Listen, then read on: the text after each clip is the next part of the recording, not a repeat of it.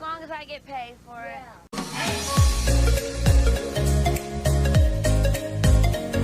Hey, what's up everyone? I am very excited about today's video because it's not often I do a video about someone I'm a big fan of. I first came across Nicole when I was literally a child. I somehow came across her reality show and I was too young. I didn't really know who she was. I couldn't get most of the jokes, but for some reason there was just this big personality and this charisma that drew me in, and I think that's what captivated a lot of people. But yeah, she's an American icon. She's often compared to Marilyn Monroe, so I will do my best to pay homage to her. Paying homage. This video will be in two parts because for such a short life, she had a lot going on. But yeah, let's get into the story of Anna Nicole Smith. Anna Nicole was born Vickie Lynn Hogan on November 28th of 1967, which makes her a Sagittarius. She was born in Mexia, Texas. Yeah, so Anna Nicole is obviously not her real name, but I'm going to use that for the rest of the video just to avoid any confusion. Anna had 5 half-siblings. She didn't really have a father figure in her life, so she was raised by her mom, Virgie Arthur, who also passed away not too long ago in November of 2018. Most of her career, Anna would usually gloss over the subject when she was asked about her childhood, or sometimes even say something nice. Yeah. How's mom? Today is my mom's birthday. Oh, good. Happy birthday, Mom! You want to say? Did you do it? Did you look in the camera? I did. Yeah. Happy birthday, Mommy. There you go. I love you. Mwah. Yeah. Where's mom? Mom's in Texas. But towards the end of her life, Anna gave an interview where she described beatings by her mother and that her step-siblings were violated by some of the men in Virgie's life. When was the last time you spoke with her? The last time I spoke with her, or the last time she beat me? The last time I got a beating from my mother, I think I was 21 years old.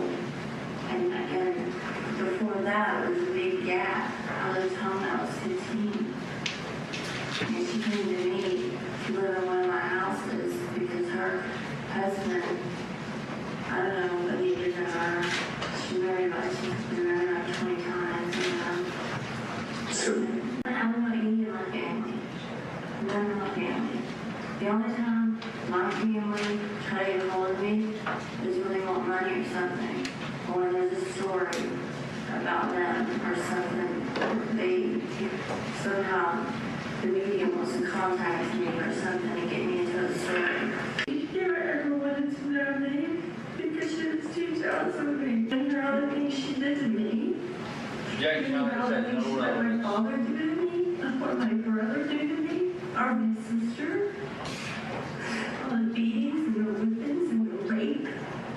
That's my mother.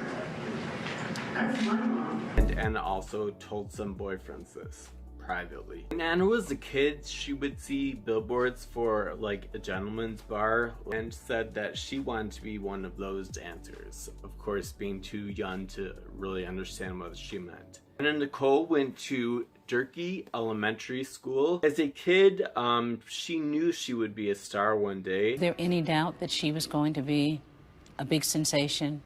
Oh, no. Famous? No doubt. From the time she was 5 or 6, she was always saying, when I grow up, I'm going to be a model. Went to high school at Mexia High School, and she failed her freshman year and then dropped out her sophomore year.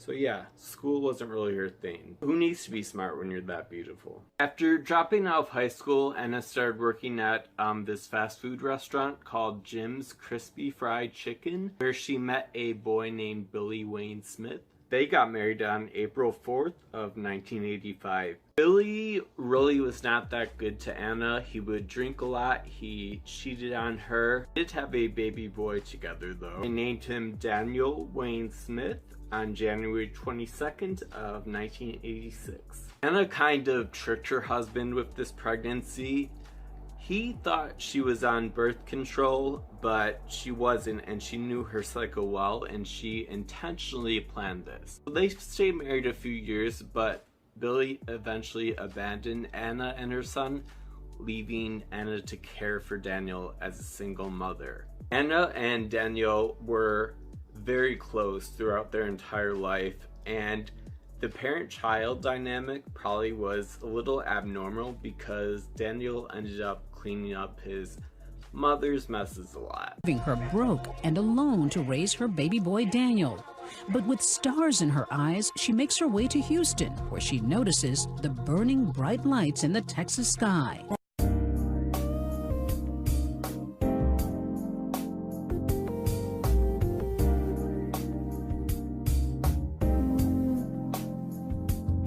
She actually wanted to be a bartender there, but she was only 18, so she wasn't old enough to do that. But ironically, she was old enough to be a dancer, and she was offered that job. She was apparently reluctant, but it made so much money, they told her, so she agreed to it. The first time she came out to dance, I ran out because I was so horrified and so ashamed of myself, and someone backstage apparently gave her Xanax to calm her down, and that was when she was introduced to prescription medication, which would be a problem throughout her life. Supposedly her mother, Virgie, claimed that she came in there. I'm in uniform, so the manager comes over and he says, "Yes, ma'am, can I help you?" I said, "You see that child over there?" I said, "That is my daughter, and I want her out of here." And I said, "If you don't want me to come back here every night that you're open," I said, "she better not be in here again." But if this actually happened, it didn't stop Anna.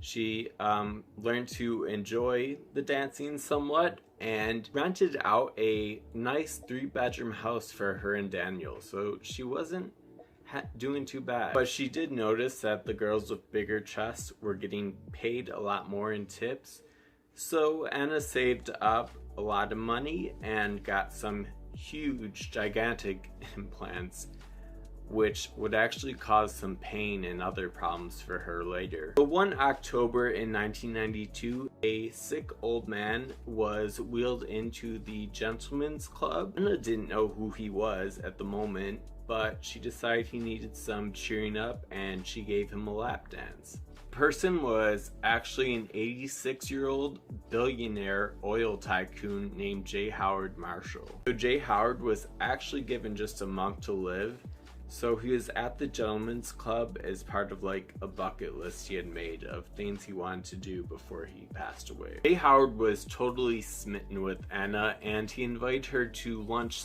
the next day. Towards the end of the lunch, Anna was complaining that she didn't want to leave, but she had a shift at work. That is when J. Howard handed Anna an envelope with $1,000 in it and said to her, "Don't go to work, my lady love. You don't ever have to go back to work." And the rest is history.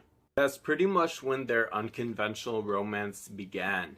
J. Howard apparently started asking Anna to marry him like a week into their relationship and would continue doing that, but Anna would keep rejecting him because she said she wanted to make a name for herself first before she did that. You know, she knew how people would see it and she didn't want to look like a gold digger. So Anna really idolized Marilyn Monroe. When did you start loving Marilyn Monroe? gosh, since I was really small. I can't even remember. I was really young. Why? What made you love her so much? I don't know. We just connect somehow. We have this special bond. It's just like, I don't know. I used to wish she was my mom. Yeah? I don't know. It's just... You kind of identified with her? Uh-huh. And just like I want to carry on her work, you know? Do what she didn't finish. So J. Howard actually bought her one of Marilyn's old houses in Los Angeles, and Anna did start to make a name for herself. Anna was on the cover of the March 1992 issue of Playboy magazine, made to look a bit like Marilyn Monroe. She appeared as the Playboy Playmate of the Month in a pictorial for the May 1992 issue. At this point, I think I would like to introduce Anna Nicole Smith, our 1993 Playmate of the Year, a very special lady of which we are very, very appropriately proud. Anna?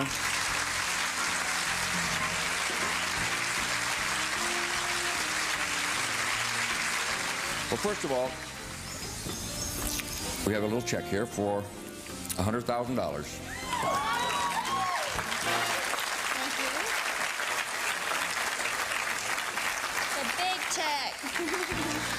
Sitting out in front of the house is also a Jaguar XJS convertible in oyster metallic doe skin, and this is the keys for that. Thank you.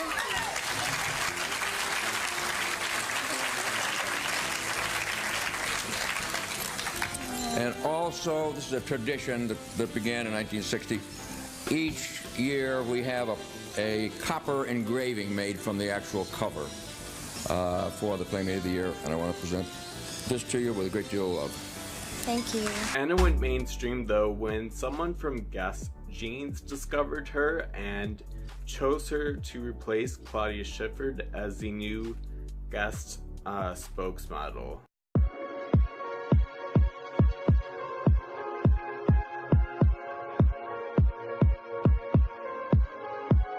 I don't like the parties in LA. I go home in a bad mood, pass out, wake up alone, just to do it all over again. Oh. This was a really big deal at the time because at that time, like today, models were stick thin, and Anna really didn't fit that description, so people kind of relate to her a bit. A real change though from the Claudia Schiffer look, which was the original Guess model, I guess maybe not the original, but the last one, to you. Do you feel there are a lot more women in the world that look like you than look like Claudia? Definitely. I think a lot of women can relate to my size. After the whole Guess thing, Anna was everywhere. She was on every talk show.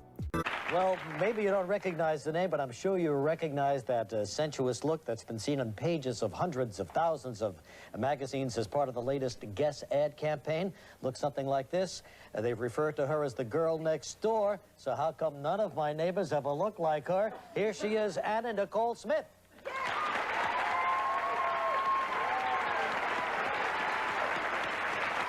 Anna, how are you? I'm Regis. This is Kathy Lee. Nice to meet you. Have a seat right here, Anna. Anna and Nicole coming at you.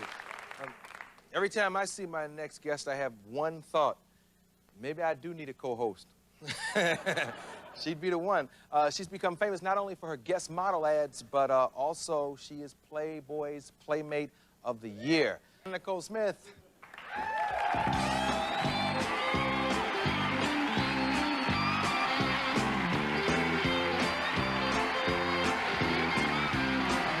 Heavy red carpet. Hold it. You're like Marilyn, only better. Not Never better. Never better than Marilyn.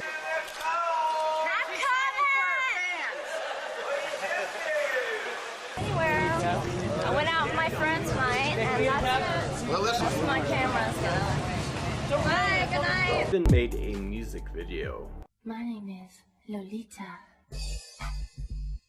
And, I'm not supposed to play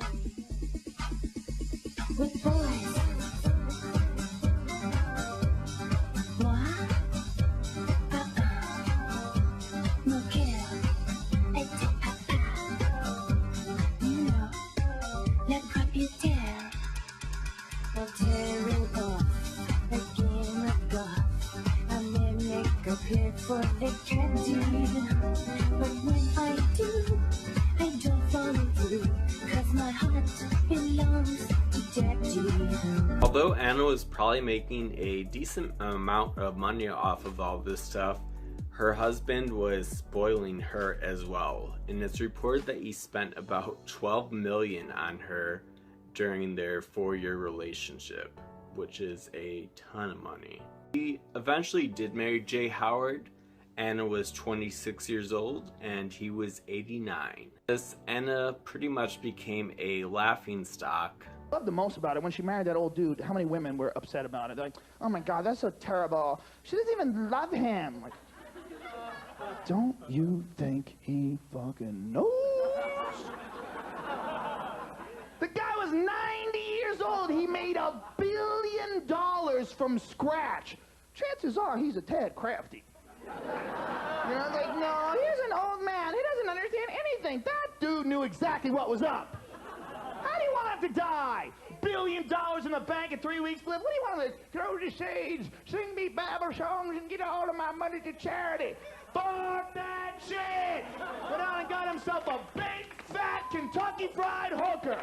So Anna Nicole really wanted to get onto the big screen, but Marilyn Monroe, she was not. It seemed when she played small roles, and did fine, and the movie did well, but it seemed like she couldn't play more than herself, you know, a ditzy blonde bimbo with a big chest. When she tried a few times, those movies all failed or went direct to DVD. Jay Howard died on August 4th of 1995, so that was just 15 months after he and Anna got married. It was really weird. There were like dueling funerals for him. Anna held one in Hollywood where she wore her wedding dress to the funeral, and it was just her son Daniel and a few of her friends.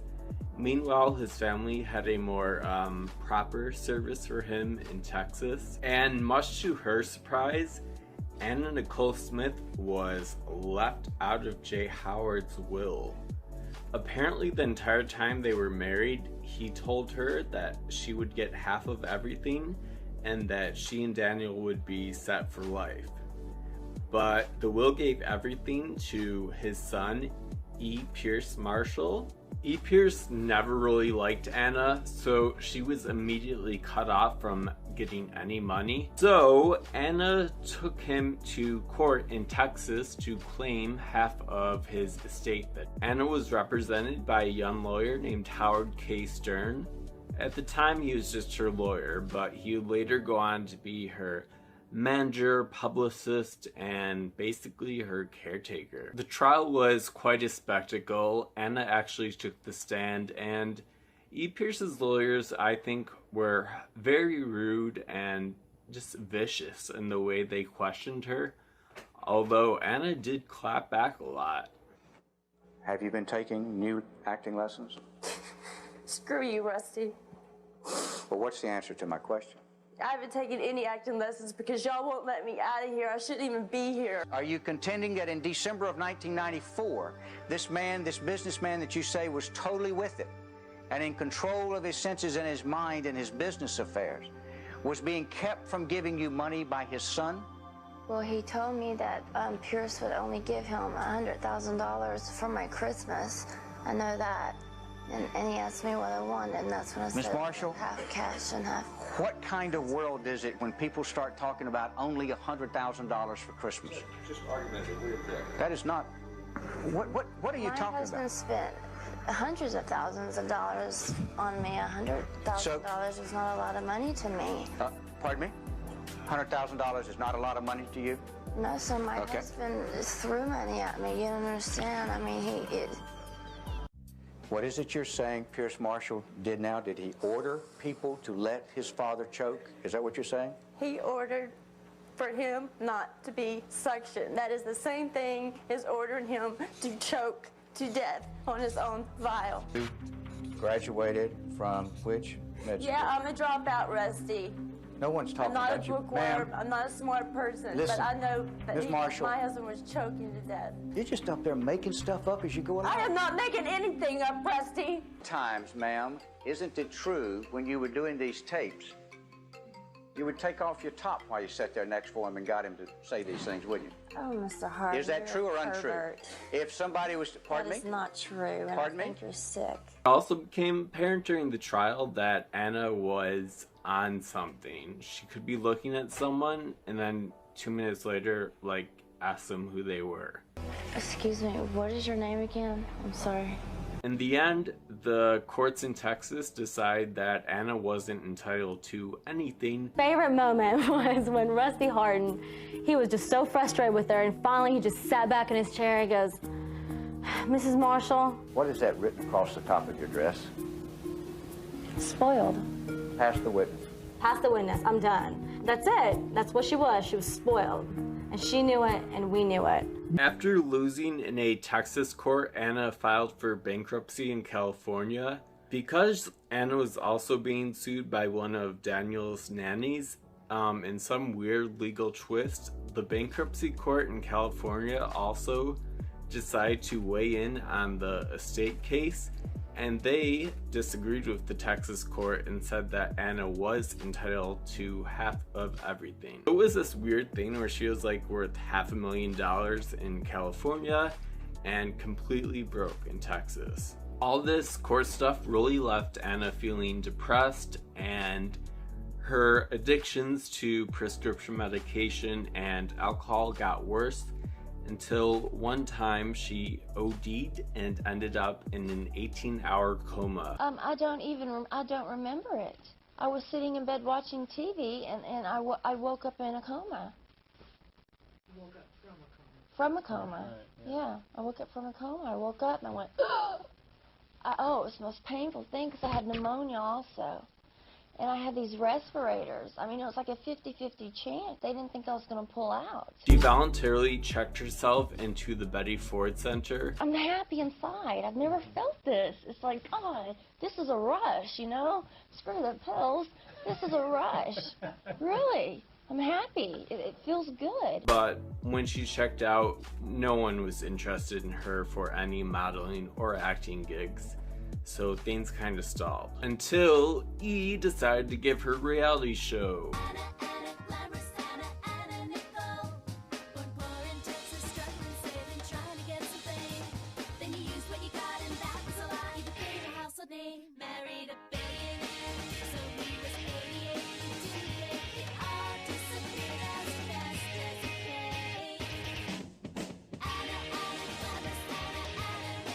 On August 4th of 2002, the Anna Nicole show premiered on the E! Network to the highest ratings that the network has ever seen. This was at a time where reality show was kind of just getting started. The Osbournes were really the only other reality show on TV, and the reality show wasn't as scripted as reality shows today are. I mean, the producers did decide like what they were gonna do for that day and things like that, but they weren't given any lines, so their reactions to everything were completely real. The show starred Anna Nicole Smith. I'm gay every day. I think it's a beautiful day. Her lawyer, Howard K. Stern, who acted like Anna's servant. And you've yet to go on the internet, like I've asked you, to get pictures of what the people are wearing. You know, I looked on the internet, tried. and I can't see pictures of the party they don't at all. do it. All they have like horses and They said go on the internet. I know, but I tried. I've been asking and asking and asking and asking and asking for these pictures. For how long now? And I've gotten nothing. No, but I've I've gotten nothing. I've been asking and asking and asking. But have I been talking to you about about nothing. it? I've been talking to you about it, telling you what he said.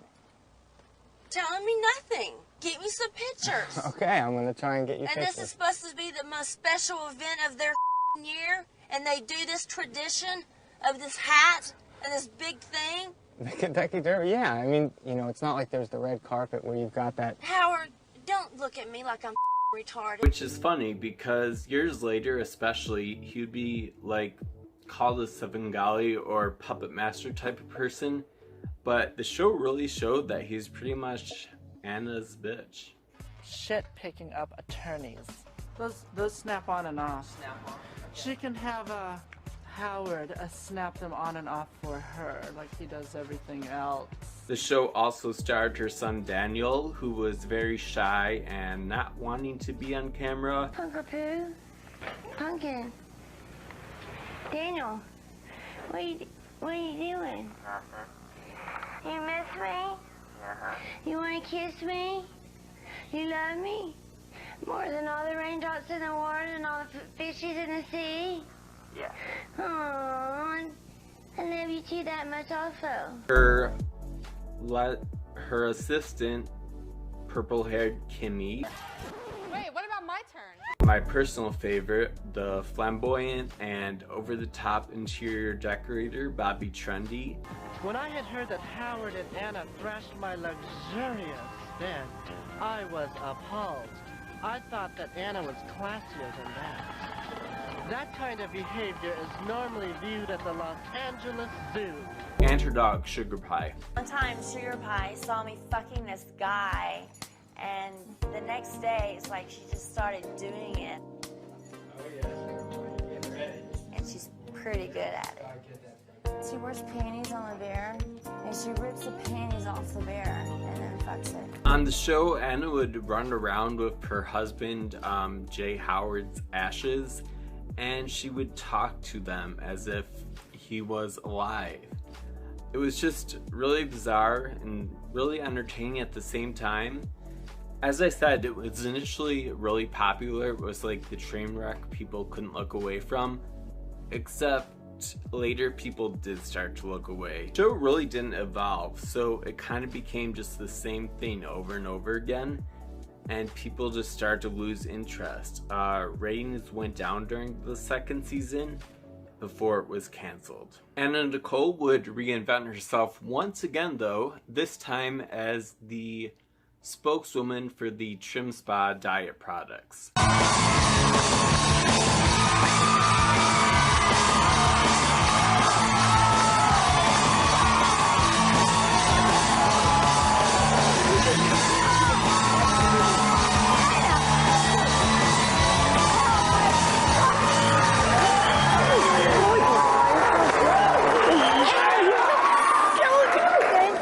You know what? I'm just gonna stand right here.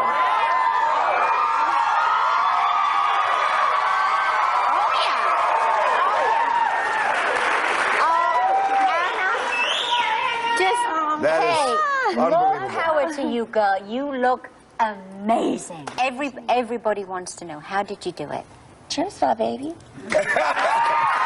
Anna had lost over 69 pounds. She looked totally gorgeous, but you could tell she was really far gone. I want to know, how does it feel that you've inspired so many people with losing weight on trimspa?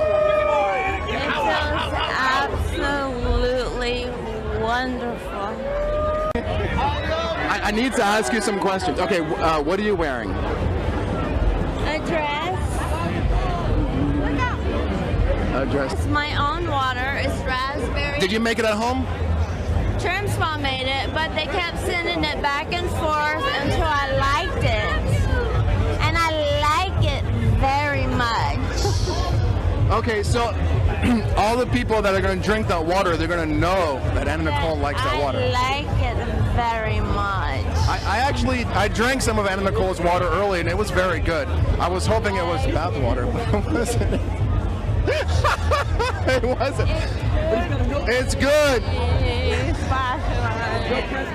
She was featured in Kanye West's music video, The New Workout Plan, and at the 2005 AMAs, she was supposed to introduce Kanye West for his performance, but instead, this happened. Reality show star Anna Nicole Smith.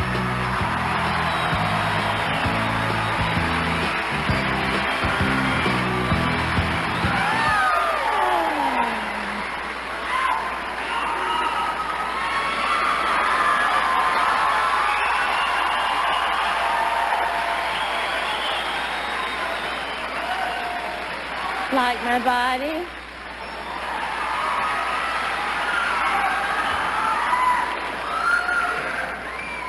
I was honored to be on our next performer's new video. And if I ever record an album, I want this guy to produce make me beautiful duets.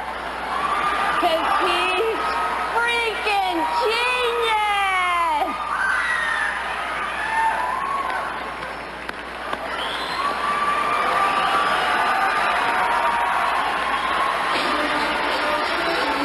Make some noise for my boy, Kanye! So that was considered comedy at the time. Anna even made fun of it herself in a trimspa commercial. Like my body? Then get dieting, exercising, and trimspa X32 and enter the $1 Million Makeover Challenge. Trimspa, baby. It's like the original meme. It's iconic, actually. When a lot of people think of Anna Nicole Smith, that is what they think of. Alright, thanks so much for watching. Stay cool, and I will see you next time for part 2. My heart belongs to you.